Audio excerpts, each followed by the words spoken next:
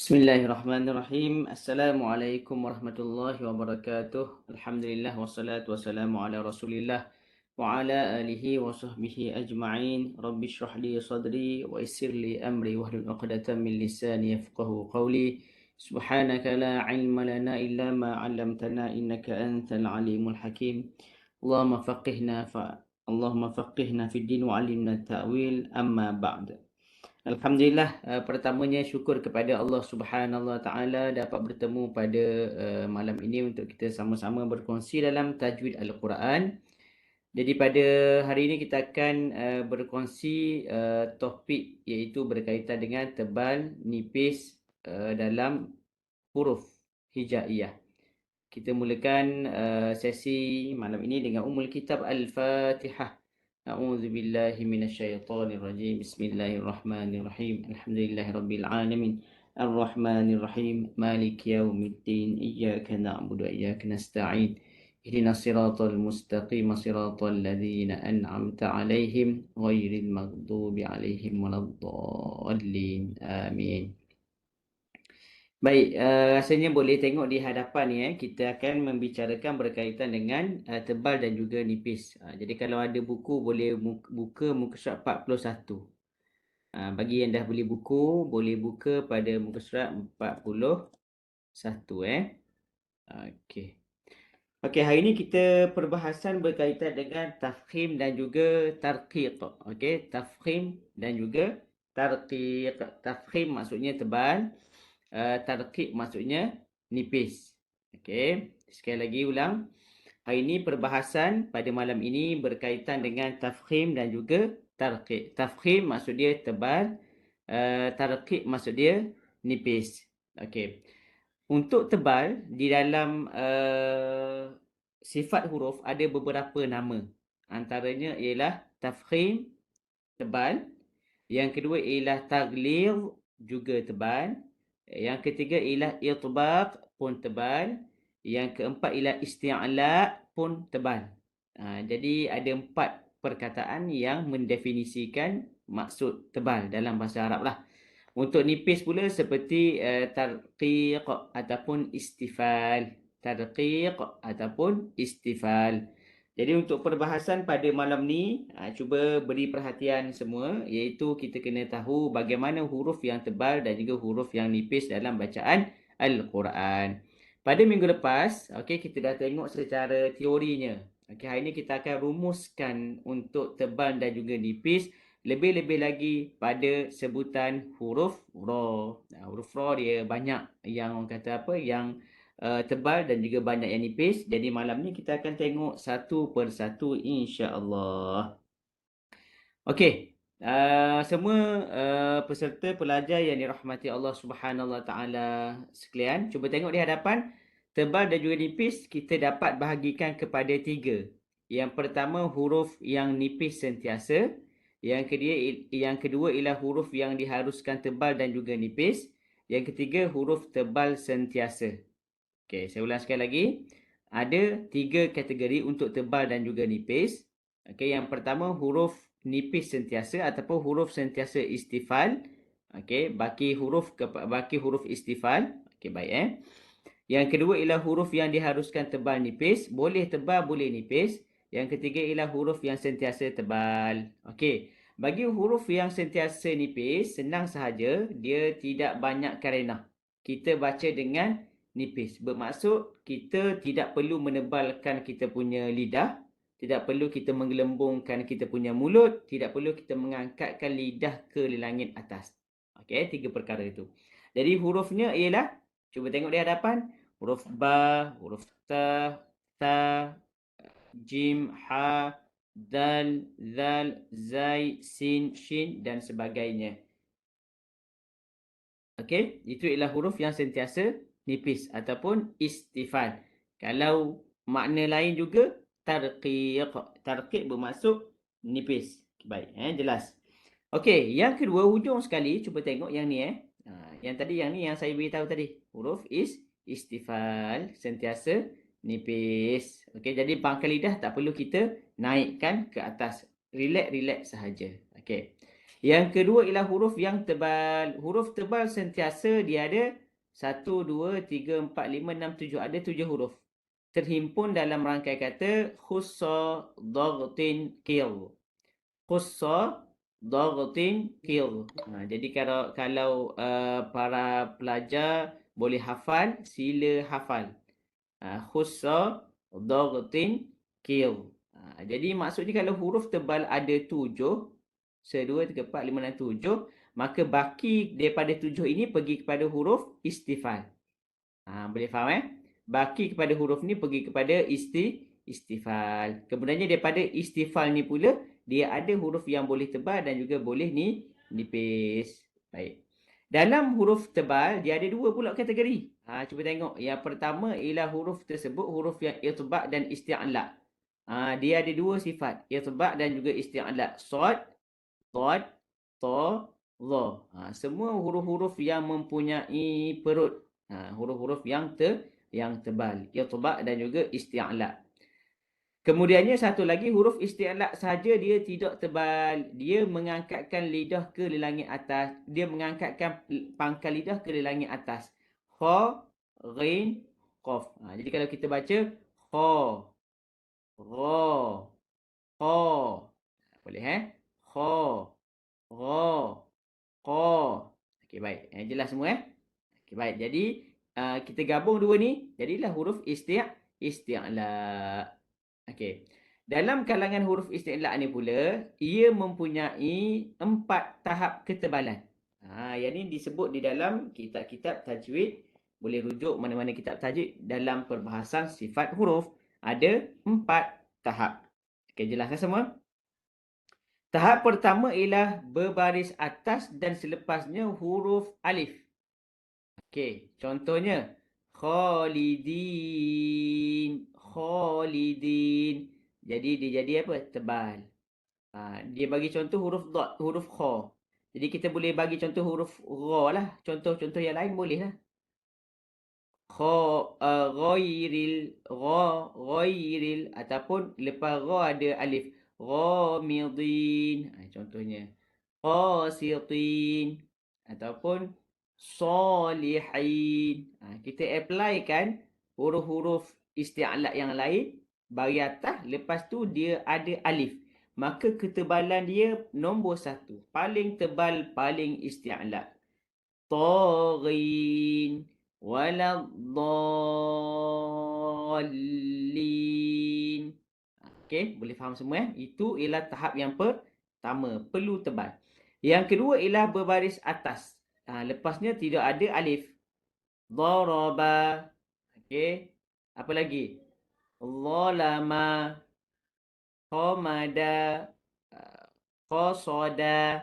Semua tu huruf-huruf yang tebal pada tahap kedua. Tebal ataupun isti'la pada tahap ketiga berbaris depan. Qutila. Turiba. Kan? Mana lagi yang berbaris depan? Itu ialah huruf isti'la di mana pada tahap yang ketiga. Huruf isti'la tebal ataupun ditafkhimkan dengan tahap yang ketiga.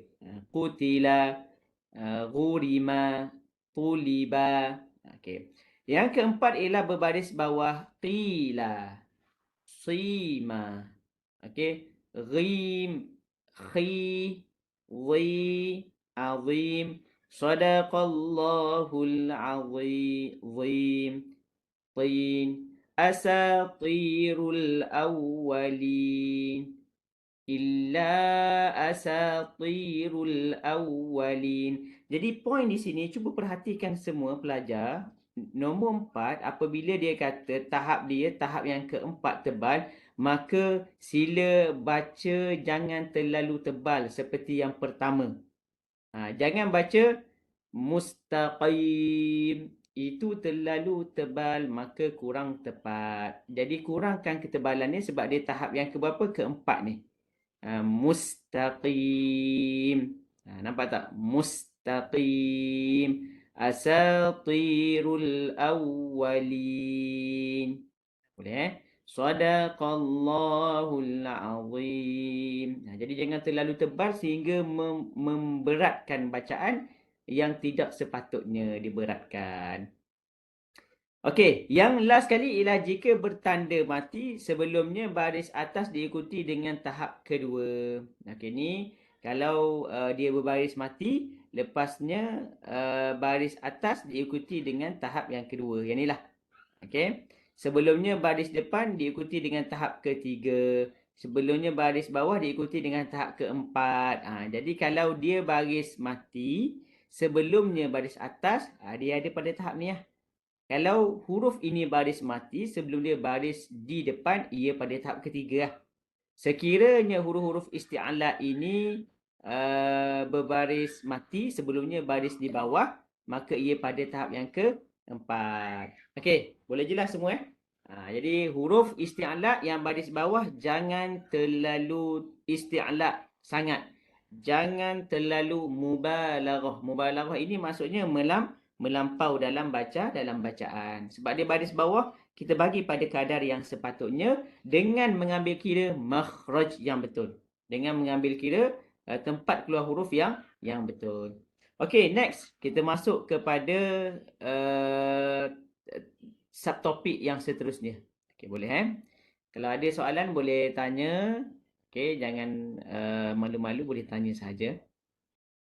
Okey, huruf yang diharuskan tebal dan juga nipis ada berapa? Ada ra, okey, kemudiannya dengung, kemudiannya huruf lam, kemudiannya huruf alif. Okey, kita tengok yang senang dulu. Huruf ra kita kemudiankan dia. Huruf ra kita kemudiankan dia. Okey. Okey, huruf alif diikuti apa sebelumnya? Kalau huruf alif itu tebal, maka tebal lah. Kalau sebelum alif itu huruf sad, maka jadi alif tu pun tebal. Contohnya solihin. Kalau sebelum alif itu huruf kha, khalidin. Jadi alif itu pun jadi tebal juga. Okey, boleh faham Kalau sebelum dia nipis, maka ia perlu nipis juga. Maliki, maliki. Ada pelajar yang baca huruf mim itu ditebalkan. Maliki yaumiddin. Mo, dia baca mo. Jadi mim itu tebal, alif pun tebal, maka salah. Jangan baca maliki yaumiddin. Baca dengan maliki yaumiddin.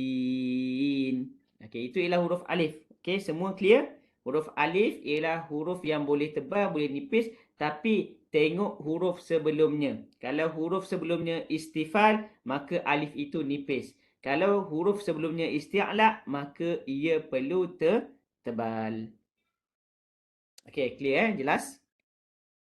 Okey, next ialah huruf lam untuk lafaz jalalah. Lafzul jalalah kalimah Allah. Alif, lam, lam, he. Menebalkan selepas baris atas atau depan. Okey Kalau sebelum baris atas, sebelum kalimah Allah itu baris depan, maka kena tebal. Kalau baris atas pun kena tebal. Contoh, wallahu la, wallahu la. Ataupun kalau baris depan fu ataupun wullah. Okey, wullah. Waw bagi depan, lepas tu kalimah Allah, wullah. Okey kena tebal. Setengah pembaca apabila dia tebal, ia mengenakan bibir bawah dengan gigi atas. Wallahu la, itu ialah salah. Jangan kenakan bibir bawah dengan gigi atas. Wallahu la, itu ialah salah. Okey. Sila baiki bacaan, letakkan belakang hujung lidah belakang gigi atas. Wallahu la, bukannya wallah tetapi wallah. Dalam kalangan pelajar, dalam kalangan pelajar ada seorang ustazah maklum kepada ustaz dalam kelas dia, ada 4 orang yang sebut lafaz jalalah dengan salah. Okey, jadi ustaz ingatkan alif, lam, lam, he. Lam itu makhrajnya hujung lidah bertemu dengan belakang gigi atas, bukannya di bibir bertemu dengan gigi atas. Okey Jadi kalau mana-mana pelajar yang payah nak sebut kalimah Allah, sebut Allah, Allah, maka sila berlatih. Biasanya boleh baiki. Itu bukannya permanent. Kalau tak baiki sekarang, takut nanti payah nak baiki. Jadi sila baiki. Cara baiki tu antaranya ialah pegang bibir bawah. Sebut Allah. Macam Ustaz buat, cuba tengok dekat kamera. Pegang bibir bawah. Okey, sebut kalimah Allah. Allahu Akbar. Allah. Bukannya Allah. Allah. Salah. Allah.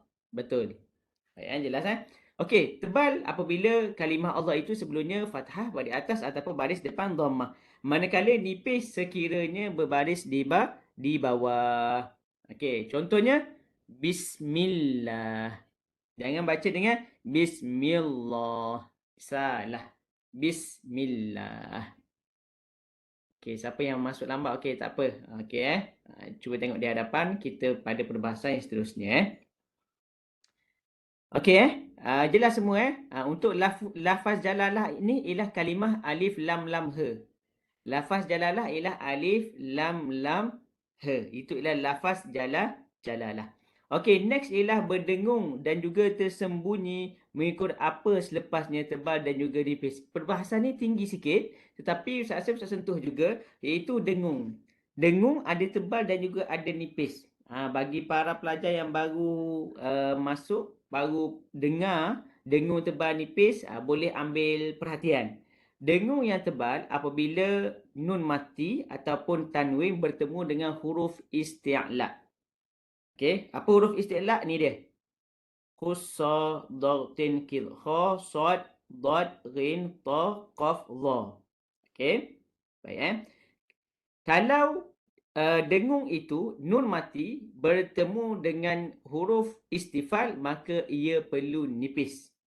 Sekiranya tanwin itu bertemu dengan huruf istifal maka ia perlu nipis. Contoh min syarri syin ni ialah huruf apa? Istifal. Maka nipis. Dengung tu nipis. Min syarri.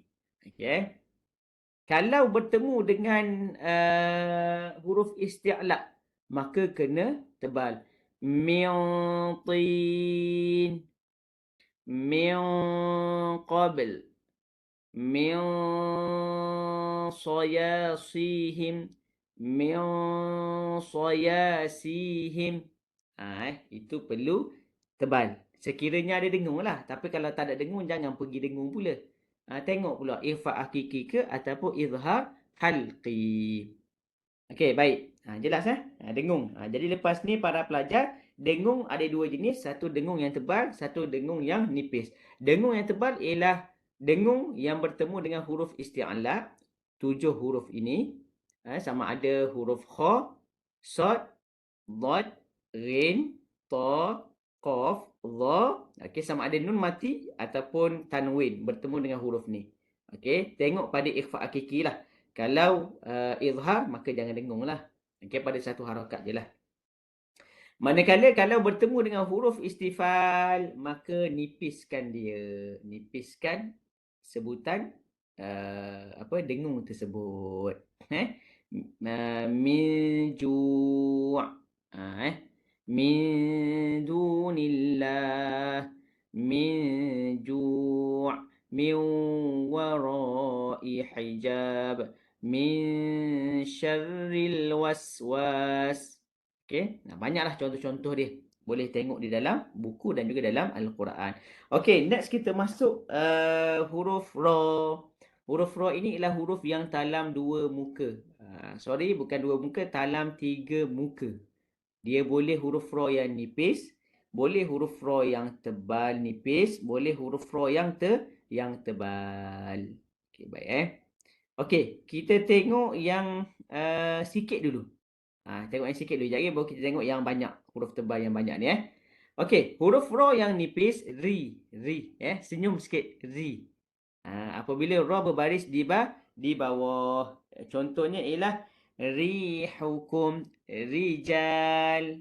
Okey, ataupun karim, tajri. rizqum. Semua ra yang berbaris di bawah maka perlu dibaca dengan nipis. Okey, jelas semua Okey, ni contohnya. Rijal.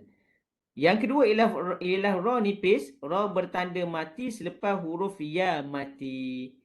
Okey, ra itu dia perlu diwakafkan selepas huruf ya mati. Jadi sebelum huruf ra tu ada huruf ya yang mati. Huruf ya mati itu ialah huruf apa dia?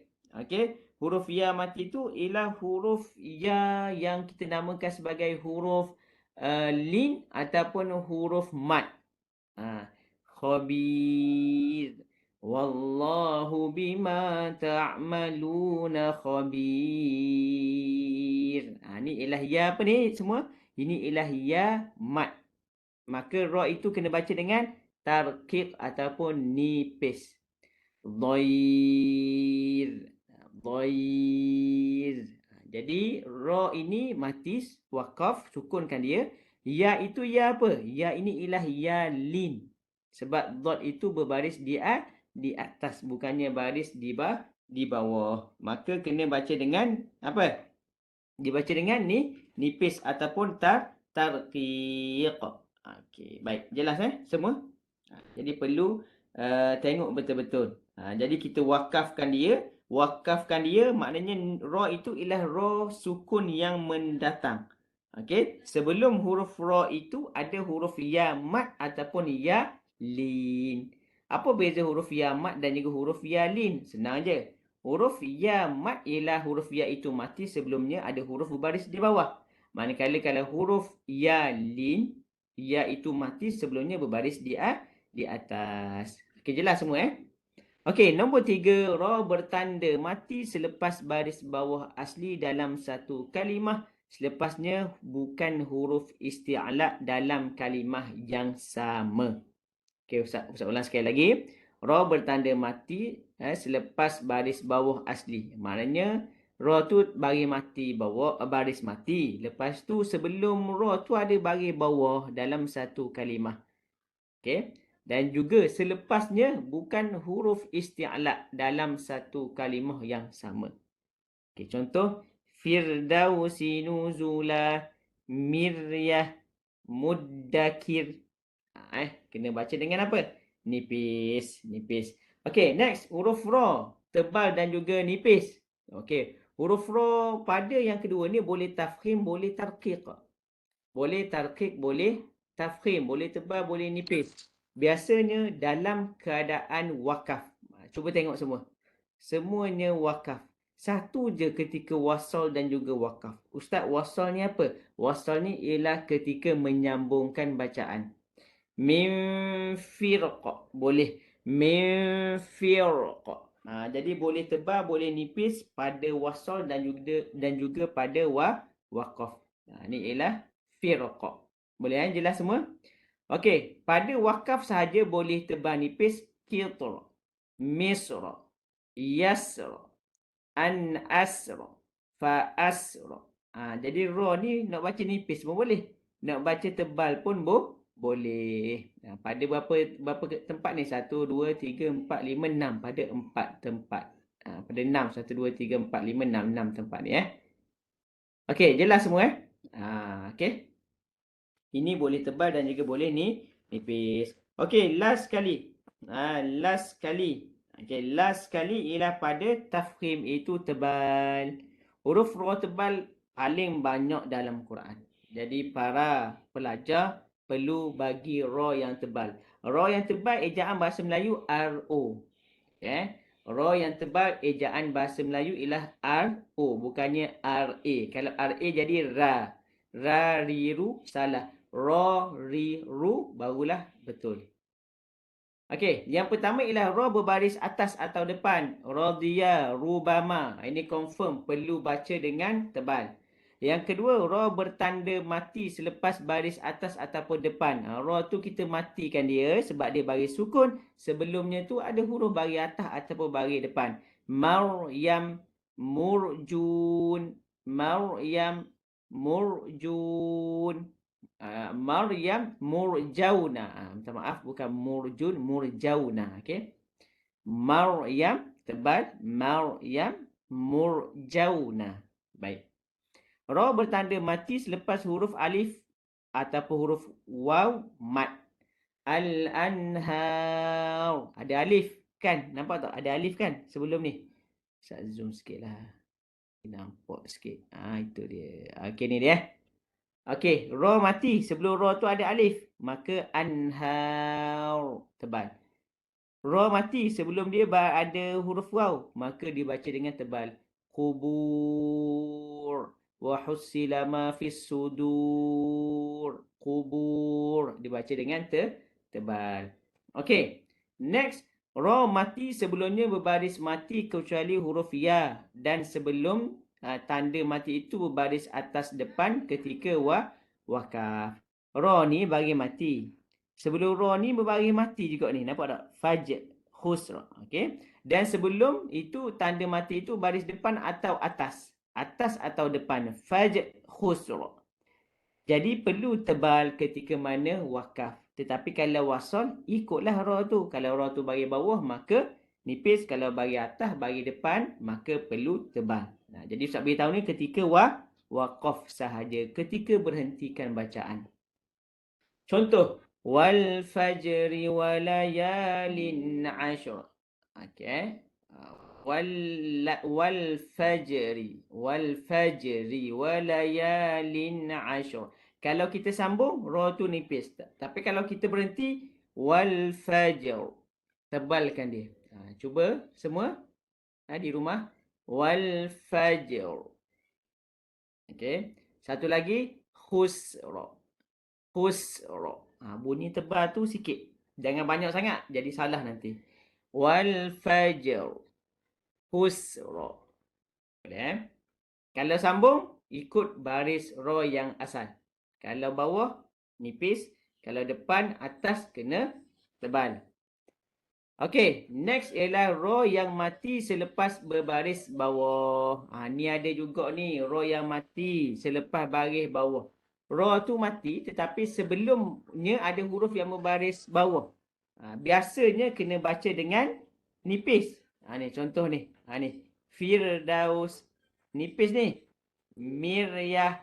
Nipis. Muddakir. Nipis kan? Tetapi ada juga keadaannya tebal. Bila mana tebal tu? Yang pertama, baris bawah tidak asli. Kena ingat semua. Baris bawah itu tidak asli, bukannya asal, iaitu baris yang mendatang. Ya. Contoh, irji'i, irji'i. Okey, maknanya alif ataupun hamzah tu baris bawah itu bukannya yang asal, itu baris yang mendatang. Okey, irji'i. Liman irtada. Jadi liman irtada. Jadi asalnya ialah liman irtada. Liman irtada. Dia dihidupkan nun tu baris di bawah. Liman irtada. Okey, yang kedua, selepasnya huruf isti'la berbaris atas dalam satu kalimah. Apa huruf isti'la? Khussa, dhaghtin, hir. Jadi perlu dibaca dengan tebal. Ra tu meskipun ra tu nampak seperti nipis. Nampak seperti nipis. Contoh. Irsada. Labil mirsad. Kirtasin. Firqah. Jadi kalau tanya kepada siapa-siapa kena baca tebal ke nipis. Jadi orang tu mesti jawab dibaca tebal. Sebab apa justifikasi dia? Sebab selepasnya ada huruf isti'la yang berbaris di atas dalam satu kalimah. Okey. Kalau tengok sekali imbas seperti bacaan yang nipis, tetapi sebenarnya ia bacaan yang tebal. Okey, para pelajar, cuba differentiatekan yang ni. Firdaus, ra tu mati, tetapi selepas ra tu huruf istifal, dal, ya, kaf, semua huruf istifal. Tetapi kalau ra itu mati, selepasnya huruf-huruf isti'la, maka dibaca dengan tebal. Akhir sekali, sebelumnya baris bawah dalam kalimah yang berbeza. Allazi irtada. Ya, allazi irtada, dua kalimah. Sebelumnya baris bawah tetapi dalam kalimah yang berbeza. Bukannya dalam satu kalimah. Kalau dalam satu kalimah maka dibaca dengan nipis. Tetapi kalau dua kalimah maka dibaca dengan tebal. Okay, boleh Okey, jelas semua itu sahaja untuk perbahasan tajwid kita pada malam ini. Banyak kita nak cerita, banyak yang kita sentuh untuk tebal nipis ni. Kena ingat dalam bahasa Arab, tebal tafkhim, nipis tarqiq. Okey, last sekali kita akan bertalaki semua. Boleh buka Al-Quran. Kalau tak buka Quran, boleh tengok di hadapan. Kita bertalaki suratul Zalzalah. Suratul Zalzalah. Surah Az-Zalzalah. Okey, dah bersedia Ustaz baca. Jadi yang lain boleh ikut sama. Moga-moga kita tengok, moga-moga kita mendapat keberkatan dan juga tengok mana tempat yang perlu didengung, perlu dipanjang, perlu ditebalkan. A'udzu billahi minasy syaithanir rajim. Bismillahirrahmanirrahim. إذا زلزلت الأرض زلزالها وأخرجت الأرض أثقالها وقال الإنسان ما لها يومئذ تحدث أخبارها بأن ربك أوحى لها يومئذ يصدر الناس أشتاتا ليروا أعمالهم فمن يعمل مثقال ذرة خيرا يره ومن يعمل مثقال ذرة شرا يره. Baik Sadaqallahul Azim. Jadi pastikan mana huruf-huruf yang berwarna hijau dibaca dengan dengung. Dalam surah Az-Zalzalah tidak ada bacaan yang panjang. Mad jaiz tak ada, mad lazim tak ada, mad wajib pun tidak ada. Jadi perlu dibaca dengan orang kata dengung pada tempat yang berwarna hijau. Jadi warna-warna ini membantu apabila seorang itu tidak tahu nak baca dengung dan tak tahu apa nama hukum tersebut. Maka Quran berwarna ialah satu pilihan yang terbaik bagi mereka. Okey, di kesempatan yang ada siapa nak baca seorang? Nak try baca Zalzalah?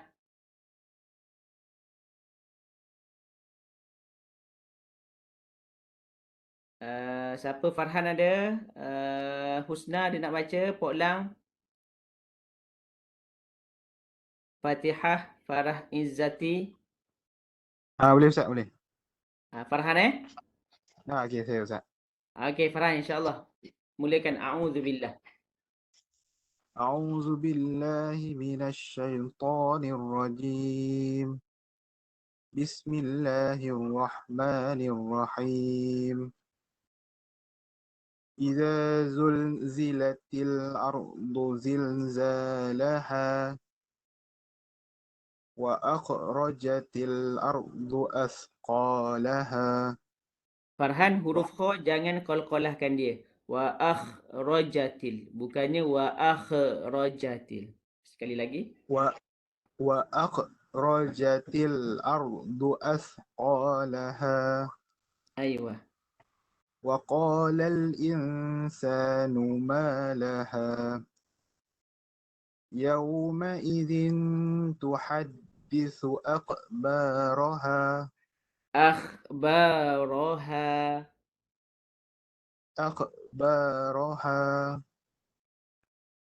بأن ربك أوحى لها يومئذ يصدر الناس أشتاتا ليروا أعمالهم Aywa.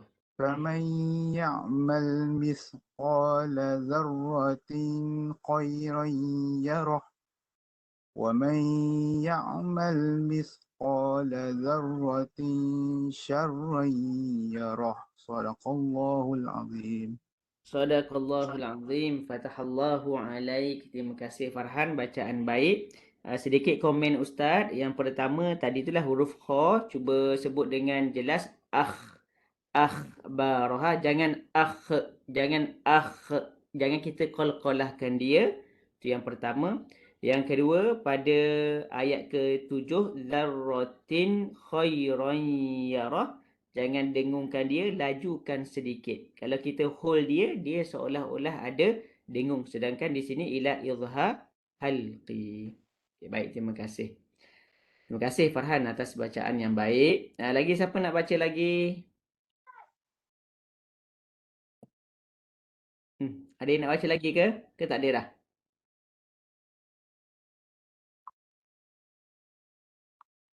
Okey, tak ada dah kot Okey, semua boleh jelas Okey, itu saja pada malam ni. Terima kasih semua yang hadir. Kita bertemu pada minggu hadapan insya-Allah, yang baik daripada Allah, yang kurang daripada kelemahan diri sendiri. Aku qouli hadza wa astaghfirullahal azim li wa lakum. Assalamualaikum warahmatullahi wabarakatuh. Okey, boleh bersurai semua. Waalaikumsalam. Terima kasih Ustaz. Sama-sama.